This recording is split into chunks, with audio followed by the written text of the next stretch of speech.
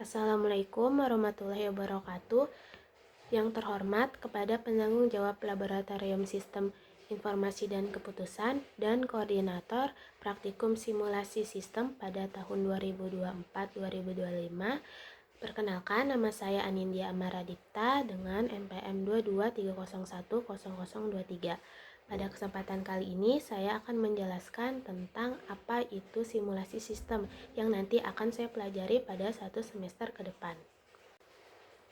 Nah, jadi simulasi itu merupakan pemodelan matematis untuk memperbaiki sebuah sistem. Simulasi itu ada dua pemodelan, ada pemodelan diskrit dan juga pemodelan kontinu. Nah, yang kami modelkan itu adalah waktu antar kedatangan dan juga waktu pelayanan.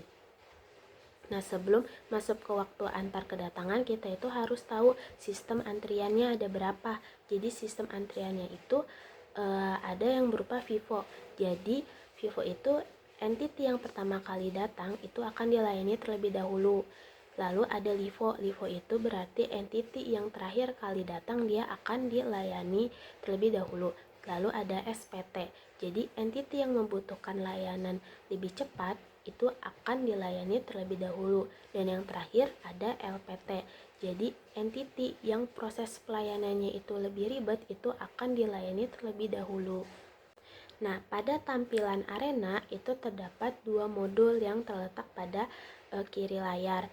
Pertama itu ada modul flowchart, itu dia yang warna kuning, lalu ada yang modul data, dia yang warna biru. Nah, sebelum masuk ke modul-modul, kita itu harus tahu elemen sistemnya. Nah, pertama itu ada entity. Jadi entity itu merupakan objek yang akan dimasukkan ke dalam simulasi atau objek yang akan kita layani. Lalu ada activity. Jadi activity itu merupakan aktivitas dari segala kegiatan yang akan kita lakukan dalam simulasi. Lalu ada research atau sumber daya. Jadi ini itu merupakan sumber daya yang akan digunakan untuk memproses entity seperti mesin atau peralatan-peralatan. Lalu ada kontrol atau SOP. Ini tuh merupakan kayak aturan mainnya.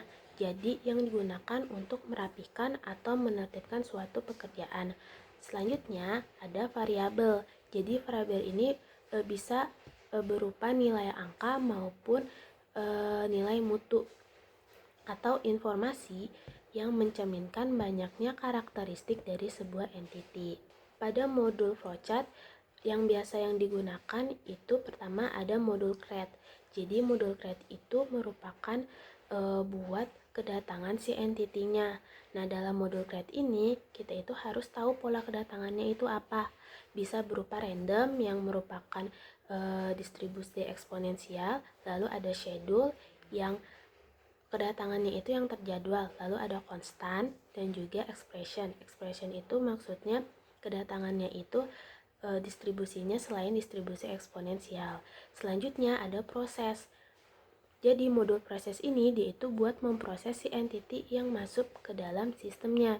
Nah, pada proses itu terdapat berbagai action seperti size. Jadi size itu yang si entity-nya itu menguasai resource. Lalu ada delay. Jadi delay itu entity-nya harus menunggu entity lain selesai di proses. Lalu ada release. Release itu jadi entity-nya itu yang melepaskan resource. Nah, selanjutnya yang terakhir itu ada dispose atau bisa disebut dengan outputnya. Jadi dia itu buat mengeluarkan entity dari sistemnya. Selain dari 3 modul-modul flowchart tersebut, ada modul decide. Jadi modul decide itu buat mengambil keputusan seperti ya atau tidak. Lalu ada modul record. Jadi dia itu buat mengumpulkan data statistik dalam model simulasi. Selanjutnya ada model batch. Jadi model batch itu buat mengelompokkan entitas, baik itu kelompok yang permanen maupun kelompok yang sementara. Dan yang terakhir itu ada modul separate. Jadi dia ini buat membuat salinan entitas yang datang menjadi entitas yang berlipat atau membagi entitas dari modul batch yang sebelumnya.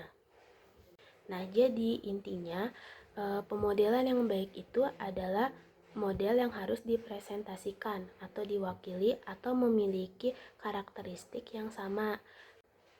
Lalu, sistem yang bagus itu bukan merupakan sistem yang optimal, melainkan sistem yang lebih baik dari sistem-sistem yang sebelumnya. Sekian dari saya, terima kasih. Maaf bila ada kesalahan. Wassalamualaikum warahmatullahi wabarakatuh.